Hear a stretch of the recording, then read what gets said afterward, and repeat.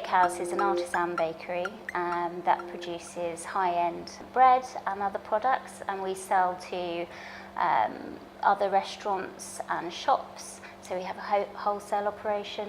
We also sell ourselves from our little cafe here in Devonport Guildhall, and we also do a lot of learning activities. So we offer courses for people, we work with refugees, offer training experiences, so we support others as well.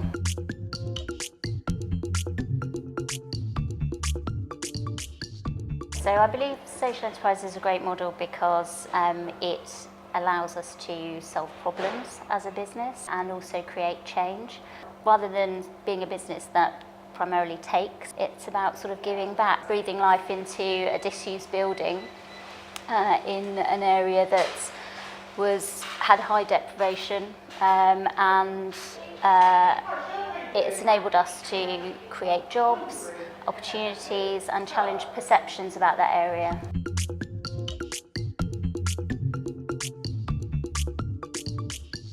So we measure our impact in a framework. It can be quite a complex framework for us. We're a large organisation, but for the Guildhall and Bakehouse, we generally look at things like what problem we've solved with creating a building that's viable, our income, so are we sustainable, what jobs we've created, so that's about empowering people, and volunteering, and the fun side, which is about skills, training, so we offer courses, and we also measure the experiences that people have when they visit us.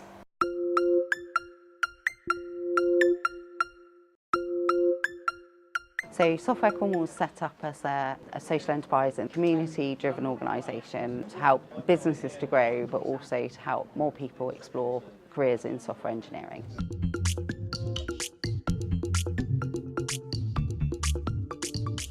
The reason Software Cornwall was formed was because there was a group of businesses that are growing and they really needed to get some support for that. So we help businesses to connect and promote and grow their businesses. We need higher paid, better jobs in Cornwall. So Software Cornwall is all about helping to create pathways so that more people can get into careers in software development.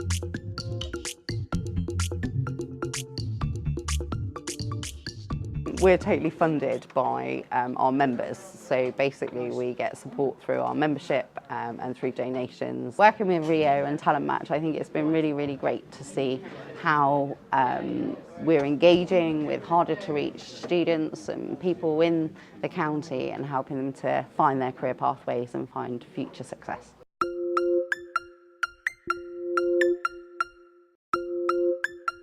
So the Real Junk Food Project started in 2013.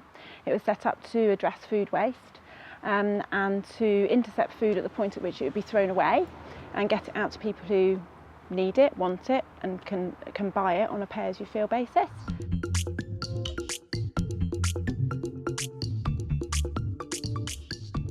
So I think the problem that we address is that food isn't going to end up in landfill, it's going to end up on people's plates and in their bellies instead of in bins. I think it suits social enterprise because you're doing something that's for the community, you're doing something that's trying to address waste, ecological issues around that, but also around food poverty and around people who can't necessarily afford to eat in posh restaurants and they can access that food. So the food's for everybody, and I think that brings people together, encourages community cohesion. So I think that kind of suits the social enterprise model.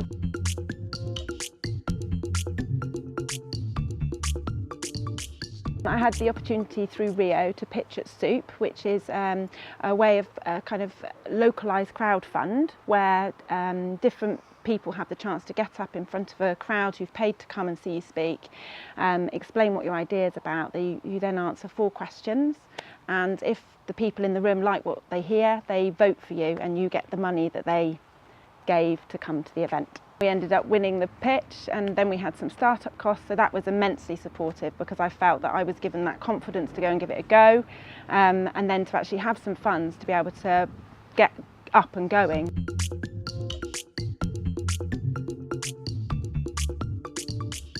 But one of the things that the Real Junk Food Project states is that we need to do an audit. So every time we intercept anything, we audit that. We say how much we got in weight, where it was from, and then how many meals that produced, how many people that fed, and how much revenue we got from that. So that is audited all the way, and that really shows a very kind of good measure of, you know, a linear measure of what we're actually doing, and then that's fed into a national database that then can hopefully go and inform some change, make change happen.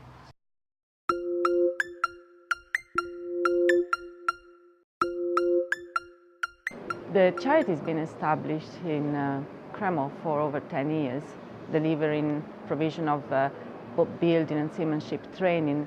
We have since been donated this barge, the Lynher barge, and compared to the rest of the collection of historic vessels that we preserve, the Lynher barge is unique and special.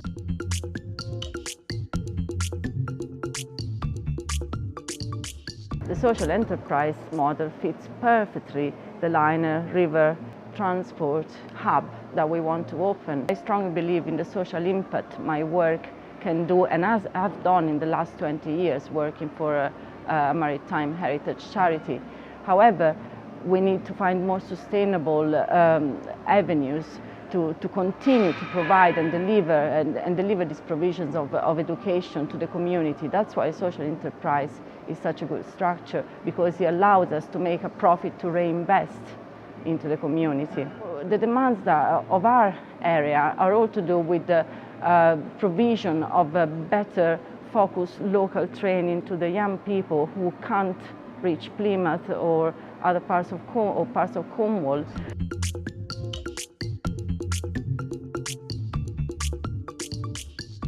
We received great support from the Real Ideas organisation in setting up the structure and the framework of the social enterprise, and also through the engine room we were able to learn how to better measure the impact we have with our work on the community.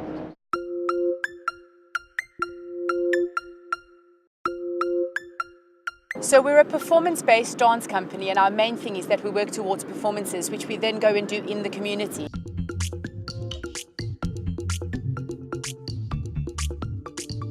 We're resolving the problem of dancers who want to dance more but can't necessarily afford to dance as much as they would like to, by offering them sponsorship programs so that they can do that. The social enterprise allows us to maintain our ethos of making sure that all dancers are included, that we don't leave any child behind when it comes to wanting to join a dance studio, and also still be able to be putting money back into the company to create more opportunities for the dancers who are currently with us.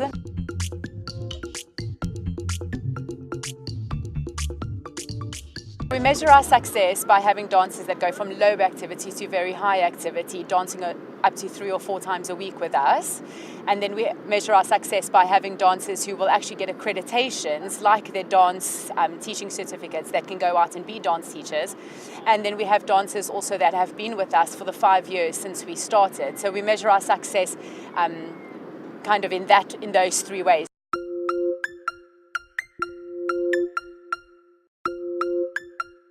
My name's Luke Barkley. I run Urban Biodiversity CIC, which is a community interest company set up to run Newquay Community Orchard. It's a social enterprise predominantly set up to serve the community. So we run mental health programs, employability programs, education programs, volunteering programs, purely designed to assist people who are on the fringes of society and bring them back into the workplace.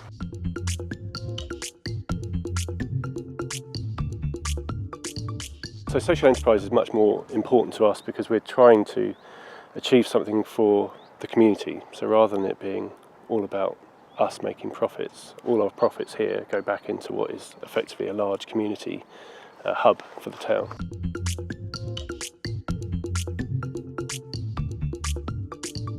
We've had a lot of support through School for Social Entrepreneurs, but also through the engine room through Rio.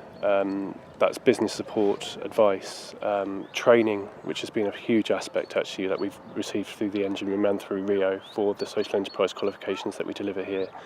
And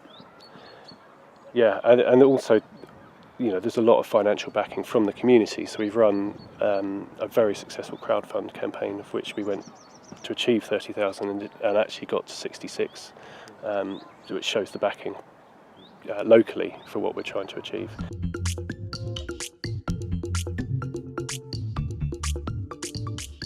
So we measure success in sort of a number of ways, really. There's a very formal process of measuring success through our paperwork and our partnerships, through people like Career Southwest, Cornwall Learning Partnership, who demand that sort of formal process.